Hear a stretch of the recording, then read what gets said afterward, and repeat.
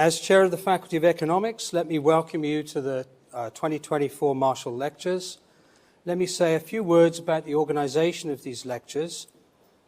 After my brief remarks, Professor Poterba will present his first Marshall Lecture, which would be about 1 hour's duration. Tomorrow, we will come back at 5 p.m. for the second lecture. Both lectures will be followed by a quarter of an hour when the audience will have the opportunity to put their questions and comments to the speaker. For your information, that session will not be recorded, okay? So you don't need to feel shy about asking questions. The Marshall Lectures are among the oldest public lectures in economics. The first was given in 1933, and this will be the 81st in the series. The Marshall Lectures have two aims. First, to present and explain research developments in economics to a wide audience. Second, to educate and inspire students to study economics. It is therefore my great honor to introduce Professor James Poterba, the 81st Marshall Lecturer, a distinguished economist whose work has profoundly shaped our understanding of public economics, taxation, and financial markets. Professor Poterba is currently the Mitsui Professor of Economics at MIT and President and CEO of the National Bureau of Economic Research, a position he has held since 2008.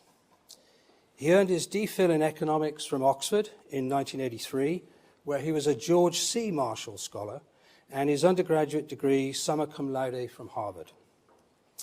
Professor Poterba's contributions to economics span topics critical to society, from the impact of tax policy on household savings to the economics of retirement. His work has influenced both scholarly discourse and policy design in significant ways. He has received many honors and awards. He is an elected member of the National Academy of Sciences and the American Academy of Arts and Sciences, and a distinguished fellow of the American Economic Association. We are truly privileged to have Professor James Poterba with us today to share his insights and expertise on the topic of retirement security in an aging population. Please join me in giving a warm welcome to a distinguished scholar and true pioneer in economics, Professor James Poterba.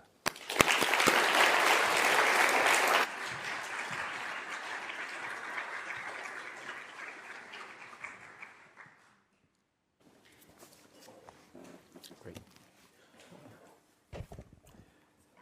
Thank you, Dr. Linton. It is a great pleasure to be with all of you this afternoon. I am humbled by the remarkable list of speakers who have joined you in past years as the Marshall Lecturer, but I am also incredibly pleased by this chance to come back to the UK. I came to the UK for graduate study in 1980 on a George C. Marshall scholarship. As best I can tell, George C. Marshall was no relative of Alfred Marshall. But the George C. Marshall Scholarship was funded by the taxpayers of the UK. And my experience in Oxford was a transformative one. It launched my professional career. I have always been very grateful to the people of the UK for having given me that opportunity. And over 4 decades, I have maintained a number of close connections to academic economists here in Britain. And it is an absolute thrill to be back with this honor of presenting the Marshall Lectures this year. So my topic this evening is retirement security in an aging society. And I recognize that for particularly the undergraduates who are here with us tonight, retirement security may not be the top of mind issue that you are thinking about. It may come somewhere down below the list of post-graduation jobs, understanding what's happening in the global economy in a more turbulent period, and thinking about what the latest social media post that you may be implicated in might be. Okay? But retirement security turns out to be a topic that pulls together some micro elements and some macro elements. It is a fundamental issue for public finance because of the central role that the state plays in nearly all developed countries in providing support for the older population. And it is a topic where, frankly, a combination of demographic forces and capital market developments raise an increasingly challenging set of questions for how we will deal with the aging population going forward. And It also just happens to be a topic on which there are a number of key people, including Eric French and Chris Harris and many others, who have thought about this topic here. So it's just a great moment to come and discuss the challenge of aging population and retirement security with you. I could not resist starting out by figuring out what did Alfred Marshall have to say about retirement security and saving and related issues. And I will admit that this lecture gave me an opportunity to read more of Marshall's principles than I had before, and it is really quite a remarkable set of chapters that lay out so many things that we take for granted at the moment. I will tell you that at MIT, at least, the thinking is that the life cycle hypothesis originated with Franco Modigliani. But this paragraph makes rather clear that Marshall nailed it pretty well. And I haven't gone back to look at whether Modigliani and Brumberg cited the Marshall reference here.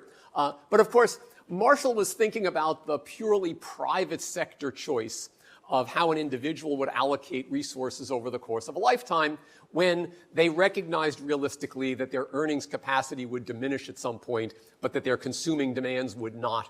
And that would create a basic need for funding the retirement years with savings during the life course.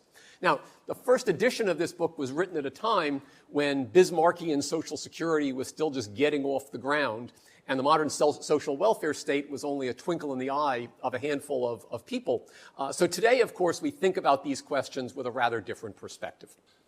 And this is where the evolving nature of society, of fertility, and of population growth becomes very important. Okay? I want to start by doing a little bit of demography and even some actuarial science with you, and hope to perhaps induce a few of you to go away and think more about some of these issues. And I want to start by just showing you a little bit about a very important trend that is playing out around the world today.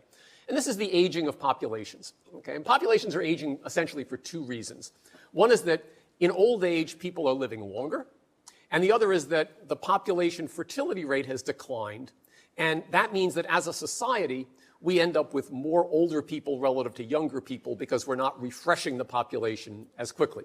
If you'd like to see just some of the evidence on where we've been and what the forecasts look like, and I've picked out four parts of the globe to show you.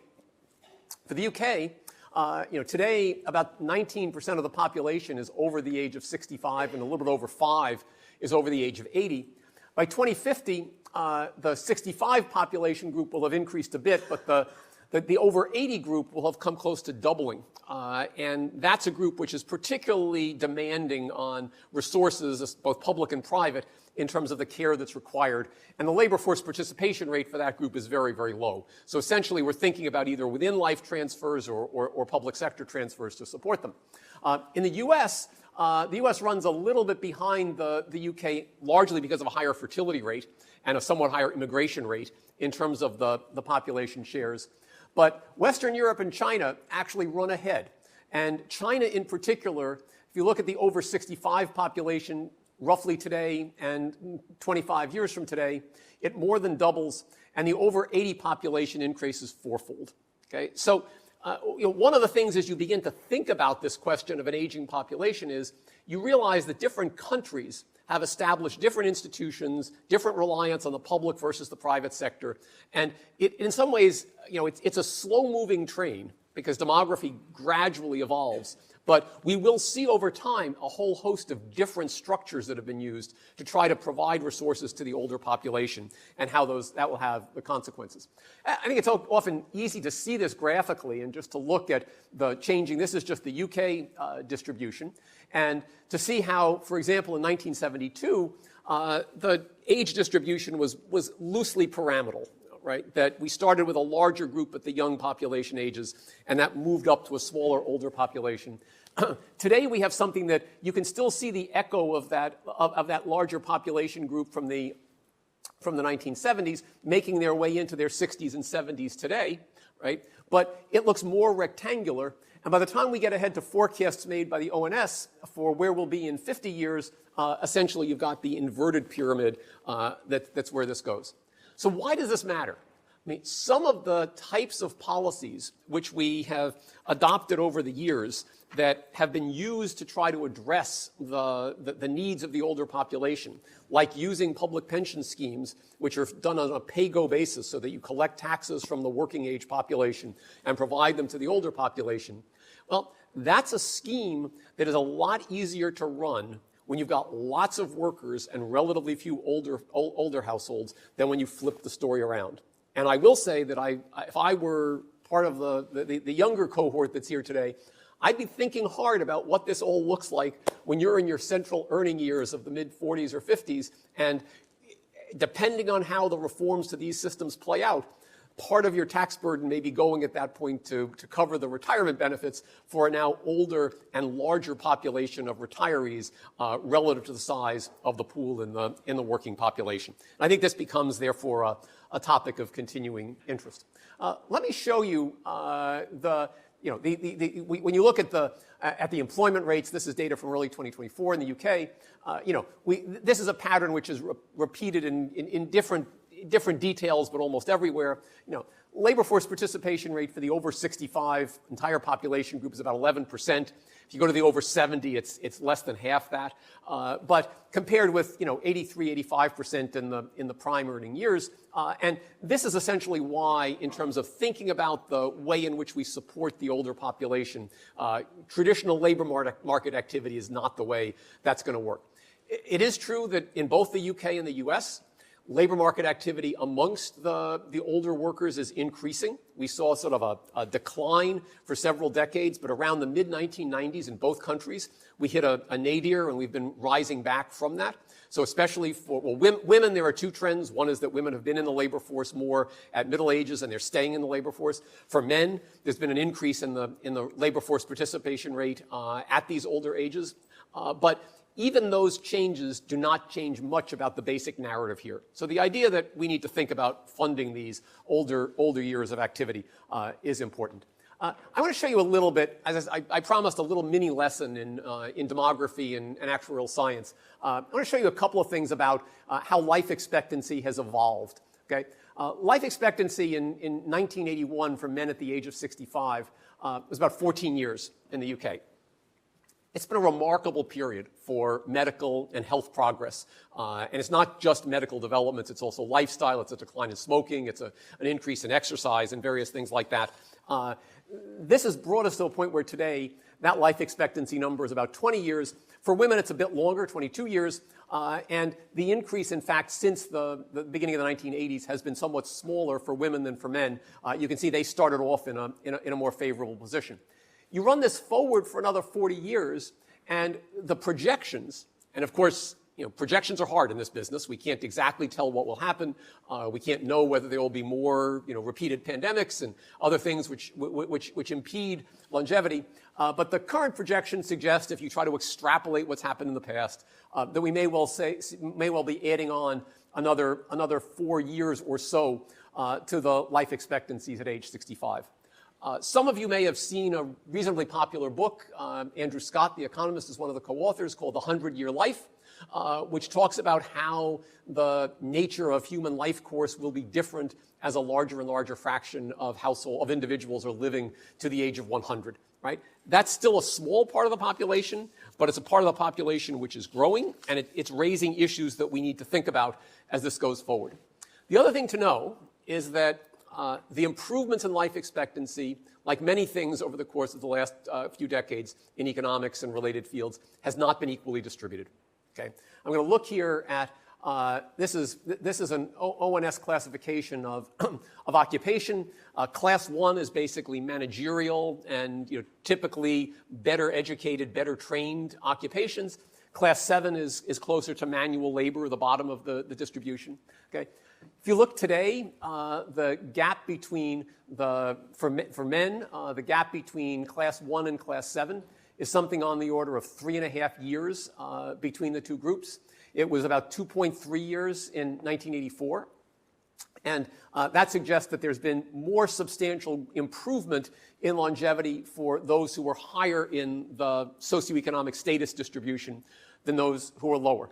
Okay, and I did a little I hardly want to call this a diff and diff since it's literally just the difference between the numbers. But it is a diff and diff, and it just shows you that in some sense, if you look at men 84 to 2014 over this 50-year period that you, 30-year period, that you see this kind of larger growth of longevity at the upper end.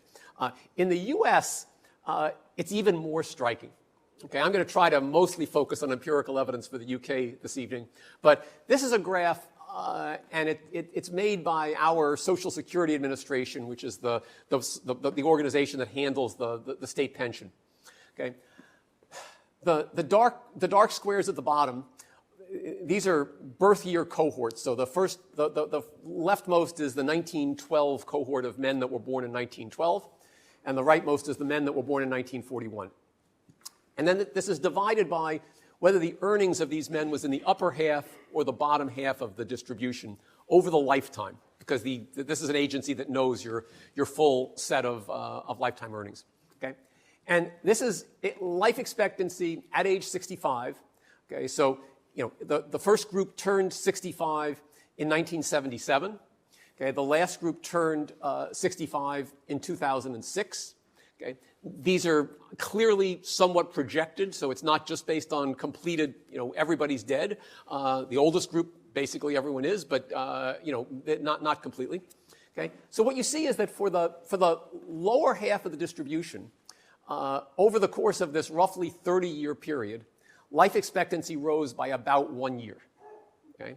For the higher part of the distribution, the upper half, life expectancy rose by something close to 6 years. Okay, so it's an absolutely stark difference. Okay, and as a matter of distributional economics, okay, it means that we need to think pretty hard about the disparities that emerge as public programs provide, for example, pensions to individuals for as long as they are alive, because those programs will deliver different amounts of benefits depending on how long you are expected to be alive. And there are pretty large disparities here. It's quite striking, by the way. You might think, well, this is mostly about a group at the bottom. The bottom half includes a lower tail, which probably is not in great health. That contributes to low earnings. My Cambridge colleagues, Cambridge, Massachusetts colleagues, Raj Chetty and David Cutler and several others, have looked at the relationship even further up the earnings distribution, not just top half, bottom half. Even when you get, say, into the top 10% of the distribution, there still are mortality improvements, reductions in the mortality rate as you go from, say, the 90th percentile to the 95th percentile. They are not nearly as stark as what I'm showing you here, but it looks as though this is a relationship which plays out across the distribution. And this, of course, many of you will know this classic work looking at the longevity of Whitehall civil servants working in different roles and with different degrees of autonomy, different socioeconomic status. And some of this work basically echoes things that were found in that early and pioneering work. So keeping these things in mind is important. Now, the one place where I'm going to get a little bit into the weeds is just to tell you one thing about, when I'm talking about life expectancy for people born in given years, how does that compare with, I don't know whether the ONS did something analogous to what was happening in the US, but during the pandemic, there were reports, mortality rates went up. Right? Mortality rates went up, especially at older ages. And in the US, the statistical agencies reporting that information proclaimed life expectancy in the US declines, okay? And declined by over a year between 2019 and 2020. How exactly was that calculation done? Okay, well, you need to know one thing about mortality tables to do this, and that is that there's something called a cohort table, which follows a given birth cohort through to death. And there's the period table. And in a cohort table, the mortality rate for each age is for individuals born in a given year at that age. So if I wanted to make a cohort table for the 1990 birth cohort, right, that's a cohort which today is 34 years old. If I want to make a mortality table that goes out to when they are 100 years old, the top 66 years are going to be forecasts, not actual data, right? But forecast we will. Okay. On the other hand, what's called a period table is Just the mortality rate for a 65-year-old in 2024 in a period table is the fraction of 65-year-olds who died in 2024. It's just got people of different ages arrayed all the way along. How did we conclude that life expectancy had fallen dramatically during the pandemic? By looking at this thing called a period table, right? Because it has the feature that if the 80-year-olds have a substantial increase in their mortality rate, that's going to shorten everyone's life expectancy, okay? You might reasonably have thought that the pandemic was not likely to last forever, right? So if I told you that mortality rates at age 80 had gone up, and I asked some of you who are age 21, what do you think that's going to do to your mortality rate at age 80? You might say, I don't know, maybe it's up a little, but it's probably not as much as it was in 2020.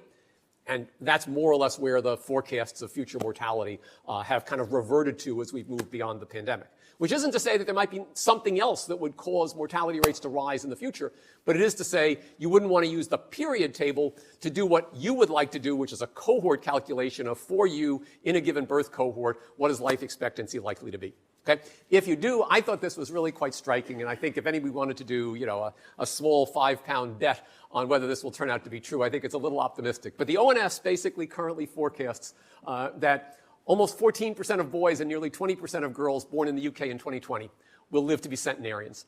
Okay? That is a pretty optimistic forecast, right? And remember, that's the difference. That's birth. I've been showing you things about survival rates starting at age 65. So this is really pretty extraordinary in terms of what's going on. There's an intriguing discussion within the demography community about whether, as mortality rates decline, whether there is some fixed upper limit on human lifespan, and whether we're basically rectangularizing the distribution of how long people live and running up against whatever that fixed upper limit is, or whether we're just kind of entering a brave new frontier where we can keep pushing the upper tail further and further up into more extreme ages. And I think it's a little hard to know the answer to that, but it's a fun topic to, in some sense, think about in terms of how do you interpret or forecast based on the sort of changes that we have observed. Okay, I'll show you one more thing related to my little demography bit, which is if you think about this problem from the standpoint of a couple and not from an individual. And because marriage rates are quite high if we're looking at people at age 65, most people are making couple-based financial planning decisions. Okay?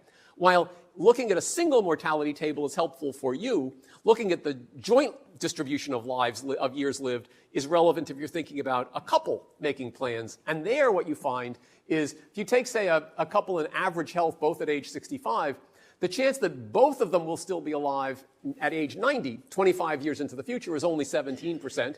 But the chance that one of them is still alive is almost 2/3. Okay? And even at 95, okay, there's a 40% chance that at least one of them will still be alive. Make them both be in excellent health, that number goes up to almost 50%. And the reason this is important, and you can take this away and advise your grandparents and others as they think about retirement planning, planning for a life that's as long as life expectancy is a mistake, okay? Because conditional on getting to age 65, right, life expectancy in the country is different from life expectancy conditional on getting to age 65, and life expectancy at age 65 is different in turn from the probability that someone in your household will still be alive at different ages as you go forward. And since this is a distribution, not a spike, if you're thinking about what would I do if I lived to be 30 or 35 years older, starting from age 65, we need to begin to think about that. Okay? And that, in some sense, motivates part of what the great challenge of providing for old age security is, which is that we are trying to deal with several different economic challenges or problems at the same time. Okay? One of which is that we're trying to think about the longevity risk of things, and the other is we're thinking about the financial market risk of trying to accumulate the resources that are needed to provide for old age. Okay? And when you step back, one of the reasons that I've found this an engaging issue to think about is when you step back from this and ask the question, how do societies deal with the fact that older households tend not to be as engaged in market activities and remunerative things, right? There are broadly 3 classes of policies or 3 classes of strategies that can be used to try to address this, right? One is, non-market solutions, informal care from family members. And in agrarian societies, this was basically the standard, right? That the multi-generational households would live together, and care would be delivered primarily from children, primarily from female children or wives of female children, to keep the older folks in good stead. Then we can move to sort of market solutions, and this involves private saving through financial institutions, whether it be insurance markets or other types of savings vehicles. And finally, we move to the public sector, where Social Security and public pensions in their modern form were essentially introduced by Bismarck in the late 1800s, and everything that flows from that is engaging the public sector to a greater degree than the private sector.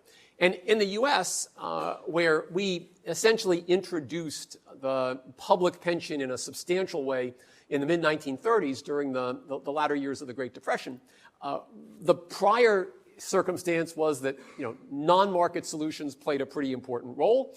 And if you ask the question, how attractive were those solutions relative to the public solutions, my former colleague Dora Costa, the economic historians, demonstrates that one of the first things that happened when the older households had access to a reliable source of income was that they moved out from their kids. And whether that was the kids didn't want the older households or the older households didn't want the kids or both, we're not quite sure. But it was very clear that the forced coupling, which was necessitated by economic needs, was something which was not revealed preferred to some alternative on the part of the households that were affected, right? And what I will try to walk through a bit for the remainder of this evening is thinking about primarily market solutions and public sector solutions.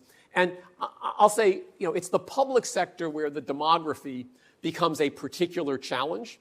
And then the private sector solutions, there can be a demographic connection there, but it's not as hardwired, because when you think about what ultimately determines retirement security, it's the length of the retirement period, how long you're going to be alive, and that's really life expectancy after retirement, as well as the age at which you retire. And it's also the resources that you've accumulated. So you need to break this into two components, which is the pre-retirement period when you're building a pension pot and you're building resources, and then the post-retirement period when you're drawing this down, hopefully in a way that provides you with an insurance policy against outliving your resources. Where does the demography fit in if this is a private side thing? Well, one of the things demography can affect is the rate of return that's available in the capital market, right? So if you think that an older population may deliver lower returns to investors, and this is a pretty complicated issue to think through, because more older workers, older households tend to have a higher savings to earnings ratio, so their capital labor ratio at a household level is higher. Aggregate them up, that means the K over L ratio in the economy is higher. Perhaps that depresses the rate of return that's available. Okay? And therefore, as we think through the trade-offs here, it means that there may be a link between demographic change and the rate of return on savings that are available, and that can flow through to have consequences for retirement security. All right? And basically, we want to think through that challenge as we go along. So what as I think about the three pillars that are traditionally talked about in securing retirement incomes, there's pillar one, which is the state pension, government-provided pension. There's pillar two, which is employer-provided programs of various sorts of savings types. And finally, there's pillar three, which is voluntary individual retirement saving. And to give you just a thumbnail sketch of what's going on, pillar one is where the demography comes in as an issue. Pillar two is, in many ways, the place where there's the most traction for policy to be able to think about incentivizing firms and incentivizing workers to participate in various kinds of savings plans. And part three is something where we might or might not involve the public sector at all, but in many countries there are tax incentives for various kinds of savings programs. And I probably won't say much about that tonight, but we'll talk more about ways in which those plans can be designed at some point, probably tomorrow. Okay, so one of the pieces in this that I think is fascinating, and this this is more economic theory and some applied contract theory and risk bearing than it is the public finance of this, is to step back and say, what can these three different pillars do in terms of risk sharing? How can they allocate and move resources around as we think about what they might do? Pillar one, which is the government, has tremendous redistributive power. Okay? It can enact progressive policies, which will mean we collect taxes from everyone in the economy. We use national insurance contributions as a revenue source, and then we decide what the benefits will be according to complex formulas, which would be the dream of public finance economists looking for dissertations to write when they are tweaked and moved around in some way or another. Okay? So lots of things you can do, not only cross-sectionally within a cohort, but you can do redistribution across cohorts, right? You can borrow at the government level and allocate larger benefits to one cohort, and then you can decide that you will collect the revenue for that from a different cohort. And this is, the U.S. has been doing this because we've been running effectively a pay-as-you-go system of state pension for now close to 90 years. The very early cohorts of beneficiaries received an enormous windfall that was not financed by their own payments, but rather financed by the payments of younger cohorts. And we have, over time, as the young cohorts relative to the old have contracted, ended up in a world where it's now much more expensive for the young to be providing the resources that are needed for the old. Okay? But nonetheless, the tools are very powerful. Pillar two, which is the employer-sponsored plans, really hard to do cross-cohort contribution balancing there, because you're typically thinking about something which is an individual account within the corporate sector. But as there's more pressure on using these firm-provided plans to deliver benefits, there's increasing interest in thinking about maybe the benefits formulas that will let you pull out the pension pots in some countries will actually not be simply every individual getting a standalone account, but rather there may be an overlay of some kind of redistribution. So, countries that are in the vanguard of thinking about clever pension design, the Netherlands, the Icelandic policies, the Danes, they're beginning to experiment with things which do some different risk sharing along the way. And then finally, when we're thinking about individual-centric policies, my own personal saving for my retirement, there's no risk sharing at all. Okay? And if you ask, well, what's wrong with that? There are risks in the system that you might like to buy insurance against, right? If you happen to have the poor luck to live through a prolonged downturn in the economy, so your earnings are low, would you like, at the margin, to allow a little insurance and redistribution across cohorts ex ante? You might well think that was attractive. Okay? You might ex ante think that a little bit of redistribution within your cohort is a good thing if you think that some part of your earnings are going to have a random component to it, right? And therefore, you may not think that the way to provide all of the retirement benefits here is through a system which just turns off all of those redistributive levers. And of course, I'm not going to delve deeper than this, but we're thinking here about a set of questions which are fundamental to the design of social transfer programs and social insurance. Right? The balancing off of the individual incentives that are associated with redistributive policies with the insurance benefits that come with them is at the heart of thinking about the public finance of social insurance design. How's the UK faring generally with respect to pension benefits?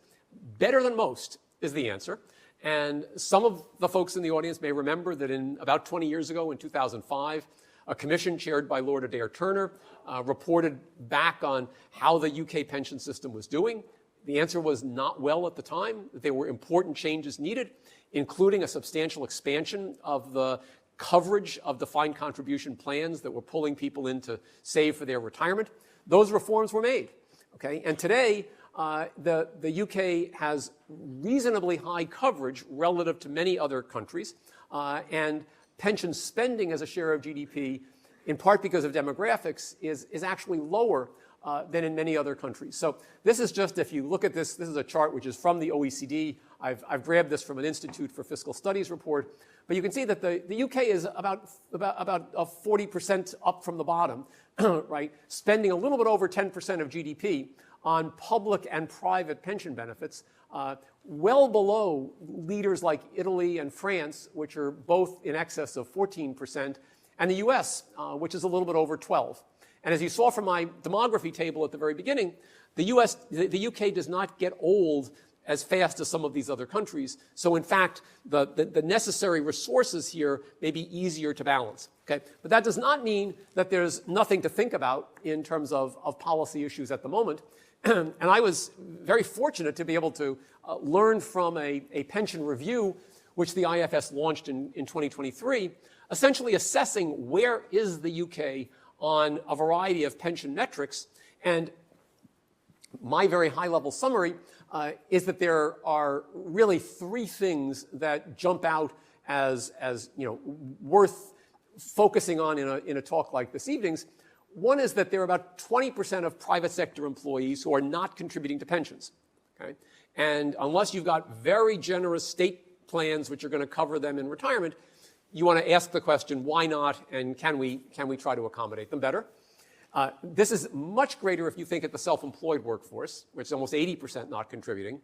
And of course, I'm not a labor economist, but I will just tell you that something you already know, which is the gig workforce and the self-employed labor force is growing faster than the traditional employed labor force, putting more pressure on this dichotomy as we move forward.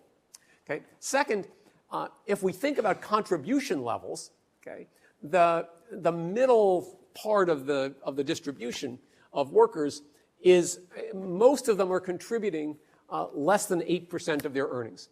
Okay, now, if you went back and you Googled and looked at the Turner Commission report, the Turner report suggested you needed about 15% of savings a year over the course of a long working life to get to a pension pot that was going to prepare you for the kinds of retirement lives that we have at the moment. So this looks like it's a bit of a shortfall, a substantial shortfall relative to where we are. As I said, it's still better than many other countries, but relative to the benchmark of how will folks do in retirement, we don't exactly see it's a message for cheer.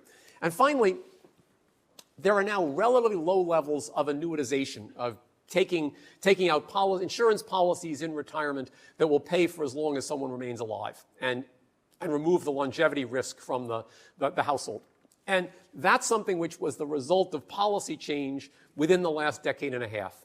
Something called pensions freedom that I'll mention briefly more tomorrow, but that removed some mandatory annuitization rules around pension pots in the UK. And that has turned into something where the set of households that are now exposed to longevity risk has probably increased over time. One thing that's important to know as we are beginning to think about and put this IFS pension review in context is that one thing that's been happening over time is a shift in the way the private sector employer plans work. Okay? And this is data for the UK. And it basically shows you two things. The green line is, are workers covered by any pension? Okay? And this is the good news, right? Almost 80% yes, up from a number that was closer to 40% if we went back and looked about a decade ago. So that's a win. Okay? But then look at the green and the blue, and look at the yellow and the blue. The yellow is what's called the defined benefit pension. Okay, and I mean this is a term of art, but defined benefit basically is a plan where you get a benefit which is stipulated by the pension plan that starts when you retire and runs until you die. Okay, so a standard kind of formula for this would be, you take the number of years you worked at a firm, say it's 35. You multiply it by a percentage per year, say it's 0.02, that says 0.7, and then you multiply that number by your final salary at the firm, maybe an average over 5 years. Okay? So 0.7 times your five-year final average, we pay you that benefit in retirement, and it lasts for as long as you live. Now, since you're economics students, you will say, what about inflation? Is it guaranteed? What if the firm goes out of business? There are a host of issues that we can talk about that are important. But the key thing is it's giving you something which is a benefit that lasts for as long as you live. Okay? Contrast that with what's called the defined contribution plan. Defined contribution is, instead of the firm saying each year you work with us, you are going to get another bit of that annuity at the back end, the firm just says, each year we're going to put 6% of your pay into a pension account. You can put some more money into that pension account too, but what is defined in the contract for the pension is how much is being contributed, not how much is coming out at the end. Okay? So what's the difference between the two things? Well, I mean, both of them require putting in money while people are working to be able to pay benefits when they're on the back end. But the defined benefit allocates the locus of risks about rates of return over the work life of the worker and longevity of the worker in retirement to the firm. If old Jimbo lives to be 105, right, MIT is going to just have to pay that benefit for a lot longer, and it doesn't make much difference to me, but MIT as an institution, as an employer, is going to have to pay more. Okay? Similarly, if the stock market does very poorly over the next 10 years, and my pension benefits are promised by my employer, the employer is going to have to spend more to pay for those benefits, right? If I'm in a defined contribution account and the stock market does poorly, it's my problem. I have a smaller pension pot, and I have to figure out what I'm going to do about it. And if I'm in a defined contribution plan where I've been figuring that I'm going to consume over, I've seen my own slides, 32 years, and that's going to be a pretty safe number, and I live to be 105, I get 40 years of post-retirement longevity. Only an economist talking about pensions could say, ooh, that's a problem. Living to be 105 probably is on balance a good thing, but from the standpoint of spreading your consumption over the lifetime, discovering that ex post when you hadn't planned for it can be somewhat challenging in terms of the level of consumption you'll sustain. Okay? So the DC plan is putting more risk on the household, and this is now the environment we are in. And the important reason for looking at this slide is it basically tells you that we are in an environment where we're in transition. Okay? Today's elderly, today's retirees were more likely to be covered by defined benefit plans than tomorrow's retirees will be. And some of what we want to be doing as we think about the dynamics of pension design is asking the question, how does this look as we go forward and think about the way these plans will function in a world where most people have defined contribution rather than defined benefit plans. There's another side to the pension stuff. I mean, I've more or less talked here about this as a household finance, public finance problem of trying to integrate public and private sector benefit schemes. But there's something else I want to mention, which is there's a lot of money in these pension plans. Okay? And those of you who are closely following some of the proposals, the King's Day speech around trying to use pension assets in the UK to energize a private equity and other investment activities, this is just a table that shows the pension assets as a ratio of GDP across different countries. UK around 85%, the US higher at about 150%, Denmark, the Netherlands, also high countries in terms of this. So what is this big pool of assets doing, right? Well, first, this is the resource base that's here to finance the drawdown of the retirees who are relying on private pension activity. But a big pool of assets like this can also attract the attention of regulators and public policies in other ways. So the plan that has been advanced and suggested would essentially maybe require that pension funds invest a substantial share of their assets in UK-denominated investment vehicles, which will be used to support UK-based activity.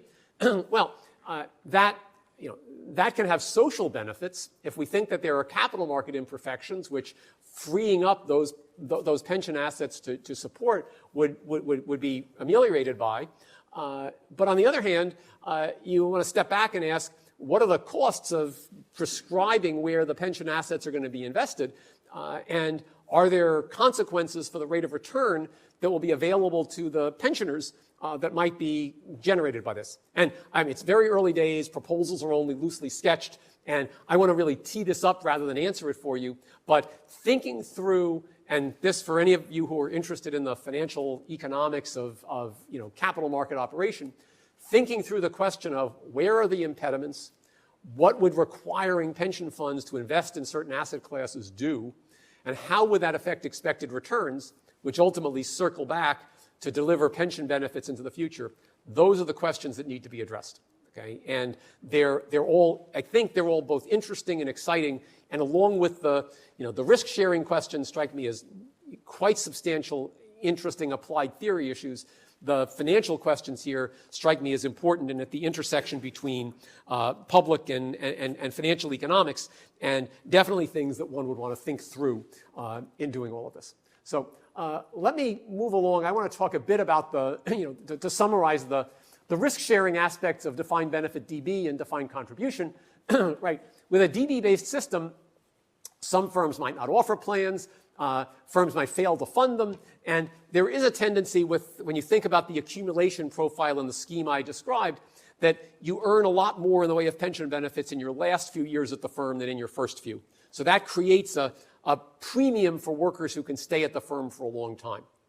In a defined contribution world, you've placed a lot of risks about investment decisions and about making decisions to contribute, as well as on withdrawal, onto the household. And there's an overture here that there's an overlay here that I will not spend much time on that really focuses on how do you think about the decision-making capacity of the household and the individual, right? And does financial education play an important role in getting people to be able to decide what to do with their pension pots and how to build those pension pots? And we know that whether you look at data collected by the FCA, the Financial Conduct Authority, or in the U.S. from surveys, there's a lot of evidence that many households don't understand compound interest. They don't understand the difference between a stock and a bond. So expecting the households to make individual decisions on investment and then drawdown without some kind of guardrails and education may be a little unrealistic, at least for some households. But that's a challenge to be taken on at a later time. Okay. I'm going to skip ahead to talk a bit about accumulation because I want to think primarily for the rest of this evening. I'd like to talk about building the pension pots, and then tomorrow I'm going to talk more about the annuities for those of you who would like to return.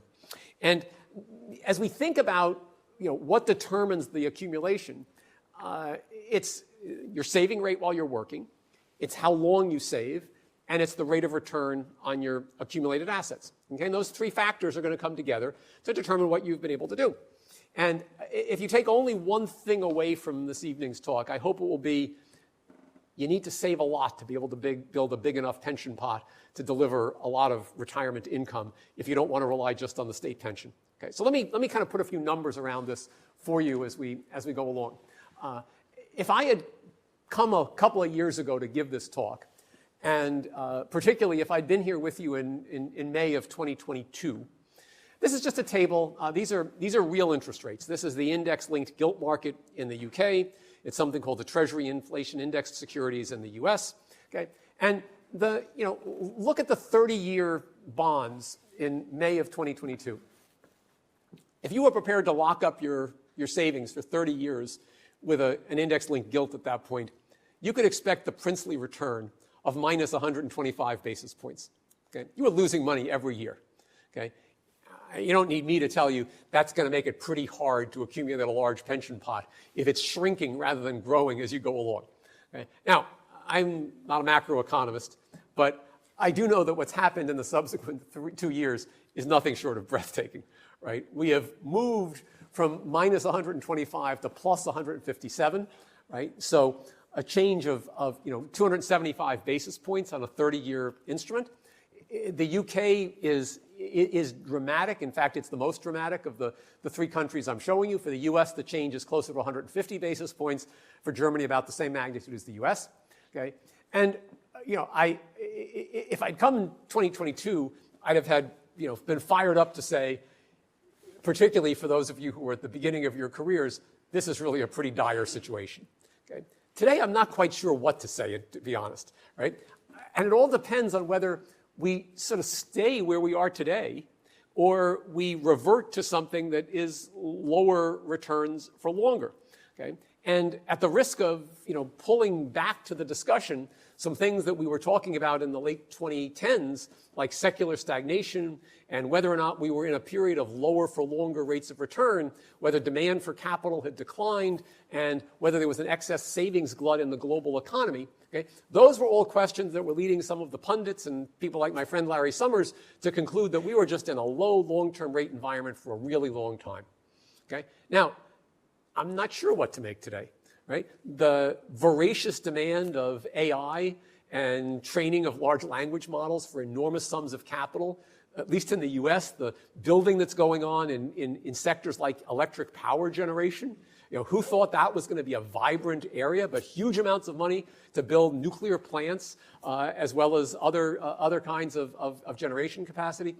Who knows whether we've got demand for capital is up, not down, depends on the global circumstance, depends on demography. So there's a lot at stake here, okay? And I'm not going to try and handicap it for you, but I'm just going to say watch this place, because figuring out how these rates of return move around is very important for some of the things I'm going to show you in a second. It's also worth looking backwards to ask, what's it been like for the folks who are retiring now?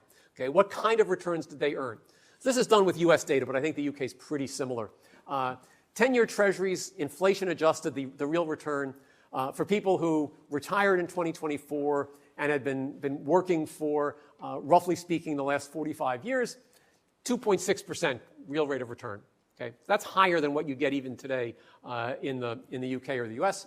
Equity returns about 8.5%. Okay, now at least the US equity market, which continues to be on an upward tear, pundits are not predicting that kind of a long-term return. These are a bunch of corporate economists doing forecasting. What you can see is that in Q1 2024, they were forecasting about a 5% real return for the Standard & Poor's 500 going out for the next 10 years. And whether that turns out to be true or not, the key is it's lower than the 8.5 that we saw in the previous slide.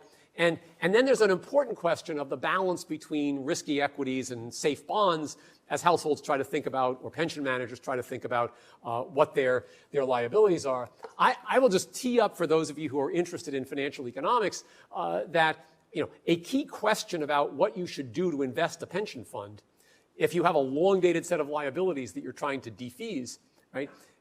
Many financial economists would say, what this stream of liabilities is? You should just de-risk it. You should basically buy bonds, which will match the liabilities you've got, and sleep well at night. Okay? And very few pension funds do that. Most pension funds buy risky equities, taking advantage of what they see to be an equity risk premium. Those of you who've done the macro calculations of, maybe the equity risk premium is larger than it can be explained in many of our models, but they're banking on that and hoping that delivers higher returns over the long haul, which means their funding requirements are less generous for something like a defined benefit plan. And that strategy works unless you get a scenario like the Japanese stock market decline of the late 1980s, in which many of us have witnessed stock markets in London and New York do this, a V-shaped decline in, say, 2020, 2021, but what the Japanese experienced in 1999 was an L, in 1989 was an L, decline and then down, okay? And if you get that, then your equity investments become challenging as you work out to the long haul. So that's something to be aware of and think about as one works through this. So now, just to remind you at this juncture that, once again, Marshall had most of this right. The same chapter, The Growth of Wealth, basically Marshall says, if a man's decided to go on working and saving till he's provided a certain income, he will find that he has to save more if the rate of interest is low than high. Okay, so I fear that what I'm going to show you with a few numbers right now is once again all in Marshall as we go along. But let me just do an example with you in some sense to work through what happens if you think about a decline in the rate of return and what the consequences are for saving. All right, so this is the only slide that has formulas on it, but I want to front run it with just a simple, I hope a simple expository thought about what I want to do. Imagine I think about a worker whose wages rise at 1% every year. Real wages rise 1% every year. The worker puts a certain fraction of his or her income into a savings account every year, and the rate of return on that account is, let's say, 1%. Okay? How does the worker's retirement resources relative to their wage evolve? Well, if every year for 20 years you put 1% of your pay into an account, your wages rose 1% a year, and your account value rose 1% a year, then it's like you put 20% over the last 20 years of your final pay into the account, right? So what I'm going to do is I'm going to tweak the dials on that calculation, and I'm going to offer you a higher rate of return. I'm going to offer you a longer horizon. I'm going to offer you a higher savings rate, and I'm going to see what happens as you try to think about what you get, okay? So this just shows you, as a function of the rate of return over the fixed rate of return over the horizon and your horizon, what 1% of salary will give you at the end of a fixed horizon. So look at the place over here. We've got the 1%, okay, the 20 years, and the 0.20, right? That's if you're earning 1% and your wages are growing 1%, then after 20 years you've got 0.2 of a year of salary saved up, okay? if the rate of return rises, okay, you start to get the power of compound interest helping you. And at 5% real return, you actually end up with over 30% of your salary for each 1% that you were saving. Okay?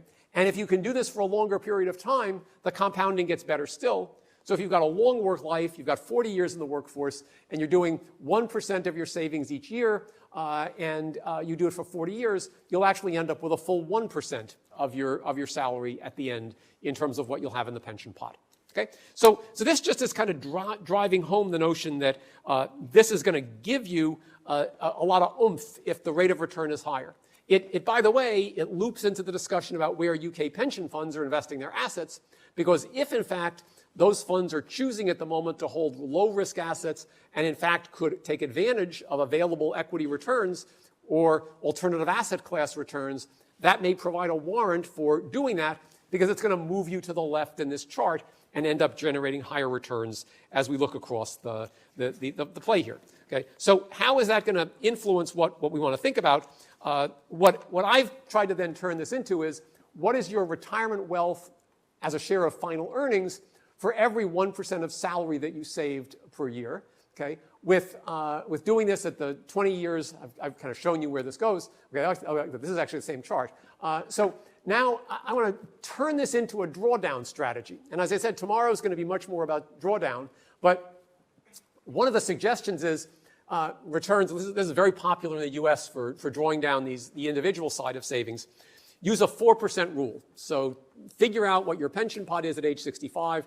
You can consume 4% of that every year as you live forward. Well, that sort of tells you what you're going to do. If the rate of return is 0, for sure, and you live for 25 years, for sure, 4% a year means you're going to use it all up and you're done. Okay?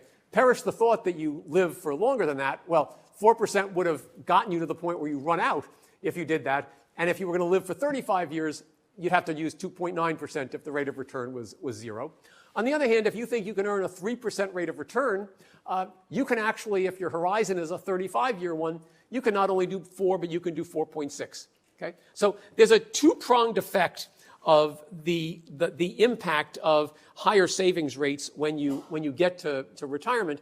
Okay? One is that a higher rate of return is going to allow you to keep the pension pot fresh for longer. And of course, the other is that before you got to the retirement age, the higher rate of return is enabling you to build up a bigger pension pot as we go along.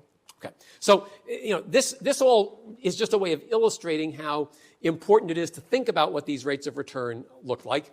Okay. What does this imply if you think you're in a low rate of return time? Okay. It means basically that you're going to do various things. Okay.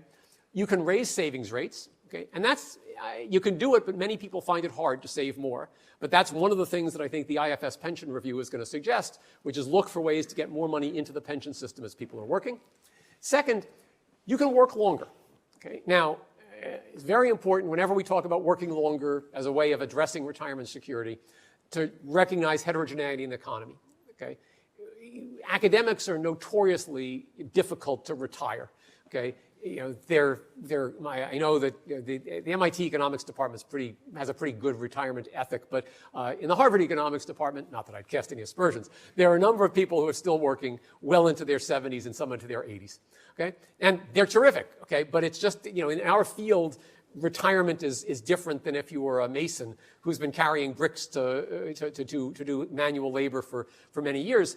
Okay, so you have to think about the heterogeneity here and recognize that the working longer suggestion is not a one-size-fits-all, but has to kind of be tailored to something about capacity to work and something which tells you what you can do. Okay, another possibility is reaching for yield, right? And that is I'm going to invest in riskier assets hoping it works. And it may be that it works, but you just have to watch the tail risk that might create problems here. And finally, there's the intergenerational risk-sharing possibility. And what does that actually look like in practice?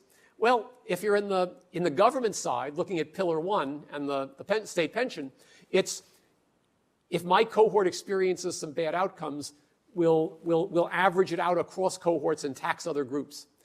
If you're in the private side, it's I'll throw myself on the mercy of my kids and hope that they'll take care of me when I'm old. And maybe they will, and maybe they won't. But it's a different kind of transaction as we think about what's happening here. So the last thing I want to leave you with, and then I'll stop for questions, is one of the places that there's a lot of interest at the moment as we look at ways to encourage people to save more, okay, is playing off choice architecture in the way we confront workers with pension arrangements, okay? And one of the most celebrated findings in behavioral economics in the last 3 decades, some work that Bridget Madrian at the University of Chicago and Dennis Shea, who was a benefits consultant, did, looking at what's called auto-enrollment, okay? And I'm going to first start by giving you a microeconomics exam question and seeing how folks do, and then telling you what the empirical evidence suggests. All right, so my question for you, this is real. I'm going to ask you to raise your hands in a second. I tell you that Company A and Company B have identical workforces, and they both have pension plans which provide the same opportunities for investment. The only difference between the two is that at Company A, when you sign up to work at the firm, they send you a digital packet that says, we offer a pension plan. Check here if you'd like to participate. Write down a number between 0 and 12 for how much of your pay you'd like to contribute, okay? And that's the story, okay? And at Company B, they send you a packet which says, we have a company pension plan. We will enroll you in the pension plan unless you check here, and we will save 6% of your salary unless you check here with a different number. Okay, so my question for you as a micro exam question is, what should we expect about the difference between the Firm A and Firm B in participation, right? And before you answer, I will just remind you that the choice set looks identical for these folks because the economics of rate of return, what you're getting in terms of employer contribution, whatever, is all the same, okay? So how many of you would answer no difference between the firms? A well-trained behavioral economics group. I will presume the rest of you would have said there will be a difference, okay? Now, because neoclassical economics would say no difference, when Madrian and Shea found that there was a 30 percentage point difference in participation in the pension plan between Firm A and Firm B, this was big news, okay? And the subsequent literature looking at the way in which these choice architecture issues work has focused both on looking at not just participation decisions, but also the longer term behavior of folks in these plans. And what we've discovered in the US is that while participation jumps at the beginning, you also see other behaviors over time which eat away at the benefit differences of the folks who are opting, who are automatically enrolled in versus out. So the auto-enrollees are more likely to leave their firms and take the money out of the pension pot. The auto-enrollees are more likely to borrow against their cars and their houses. So the net worth position of these households doesn't change by as much as their early on change in pension saving. Okay. The second thing that this raises, and I think this is a wonderful area for future research, is how do you design the default to try to get the maximum impact on whatever your social welfare objective are?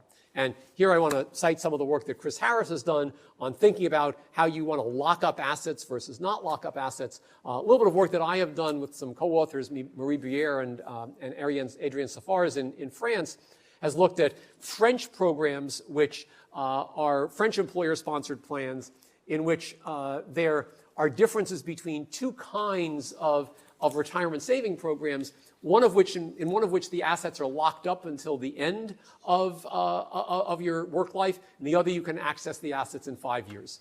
And what we find is that in firms that do have these long-term lockups as part of their default for the firm, there's actually less take-up of the default. And it looks as though, at least for, on average, there's more reluctance to be locked up for the long term. But one of the questions, of course, here is, as a matter of social welfare, would you like to lock up the assets for retirement? Or how do you think about the potential need for retirement, for pre-retirement withdrawals if households have something that comes along in the way of a financial crisis? So where does this lead me to conclude at the end of today's discussion? First, I think that there's a basic issue about finding ways to raise contributions, which if you study the charts about how much you save with different rates of return and different savings rates, it's difficult to build up the balances you need without higher savings rates than we probably see in the UK today. Second, demography alone is going to limit the capacity of the public sector going forward. And it's going to place more emphasis on thinking about these private solutions, and creative solutions about risk bearing are emerging in many countries where folks are thinking about pension design. And I think there are topic area. This is a topic area where the kind of work that is at the intersection between public finance and corporate finance or financial economics more generally is particularly important. And trying to think about imposing, in some sense, a social welfare objective on the risk-sharing structure that plays out is something which is a question that I don't think we fully understand the answers to. Work by Christian Gaulier and others has pushed in this direction, Peter Diamond, Nick Barr. But these are important questions to think about. And I will leave you to reflect on them. Happy to answer questions and hope to see many of you again tomorrow evening. Thank you.